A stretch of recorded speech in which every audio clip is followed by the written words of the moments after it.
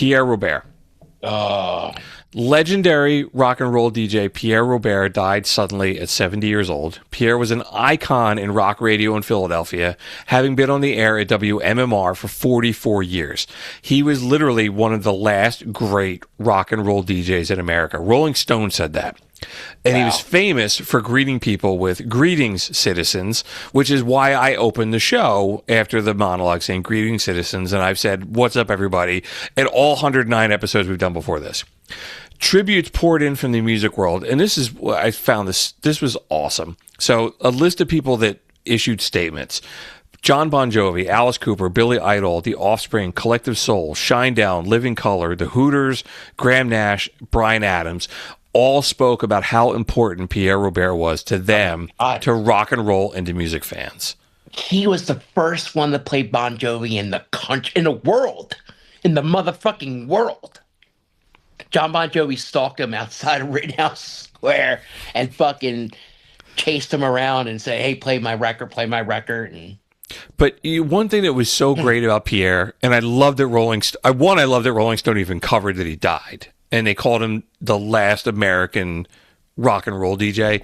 Because one thing with Pierre was like, he never stopped listening to music, and he wasn't one of those dudes that are like, "Oh, back in my day, we played that." No. Like, he just loved everything about music, and I try so hard to do that. I try so hard to like listen to different new stuff, and I'm not comparing myself to Pierre Robert, but I'm like, but that is what kept his soul young, was listening to new music. Like, our people in other states have no idea who Pierre Robert was. He was the happy thing in Philadelphia. He was from San Francisco, so he brought the San Francisco vibe to ugly Philadelphia. And he loved the Grateful Dead, and he was so giving. He fucking, there's stories out there how people would write in about how they lost somebody, and he shows up to the funeral. You know, I heard that a lot in last week. Like, if you're in another state and you don't know who Pierre Robert, check him out. Like, he had a podcast. We say we only like good people, and he is definitely an influence on my life and influence to do what we do, because he's so passionate about his knowledge of music. What I said earlier about musicians being like Willie Nelson being in that air of like that nobody dislikes him, right? Like Betty White and shit. Like Pierre Robert was like that too. Everybody had something nice to say about him. You said I put it in the notes. You said you went and saw Tom Petty and you were sitting next to him. I was sat next to him the whole time. He smiled. I didn't bother. I mean, I was watching him too, you know, and, you know, that was just one thing that I did with Pierre. Pierre, you know, long story short, Pierre gave me tickets to take my elderly mother to see Bon Jovi when I couldn't get tickets. And it was fucking magical. And I heard that's what he did for me, because I made a comment about he wrote something that I liked. I heard stories of him like buying, like, remember how at Field of Dreams? They find the tickets for the ball game. Well, he found the tickets for the Slipknot fans, you know, that live in the trailer park that can't go. That's what he did. He was an amazing man. He changed people's lives. He did so much for like animal rights and Camp Out for Hunger. Like he was always giving back. The only thing I ever heard him say bad was he went through a whole campaign, especially when Guns N' Roses came with just Axl, and Axl didn't come on and play, and everybody fucking went nuts. At that point, Pierre was like, "Listen, Pierre Robert was a gay man. It never was out there, everything like that. But that song, Moving to the City, on the Lies album with Guns N' Roses, this is quoting, he says, like, niggers and faggots, don't click to me. Don't click to me. And Pierre refused to play Guns N' Roses in his show. And he was on for like five hours a day. And I mean, rock radio is based around Guns N' Roses, Ozzy Osbourne, you know, and Metallica. That's rock radio. I mean, he passed away suddenly, so he didn't show up to work, and they sent somebody to his house, and they found him passed away in his home.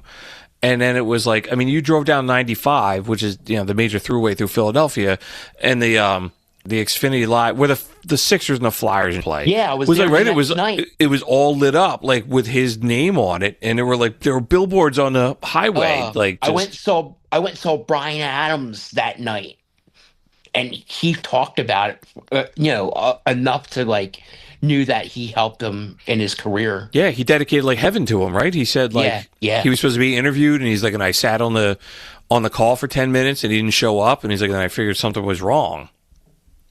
Pierre was a fucking treasure to this world, and we lost such a magical person. Every Thanksgiving he was on. He had traditions in Philadelphia with everything, and now that's all gonna stop now. Yeah, They're having a big day for him or Camp Out for Hunger. trying I to know that. yeah, the radio station he was on trying to raise money. Or, They do it every year, but now yeah. they're really fucking doing it for Pierre. Yeah. So that was a bummer, man. But I was glad I was sitting on the couch today at like 6 o'clock. And I'm like, I forgot to put that in my notes, and I totally wanted to talk about it because Yeah, it's important. right, he was on the radio for our whole lives, right? Like we were 4 when he started being on the radio.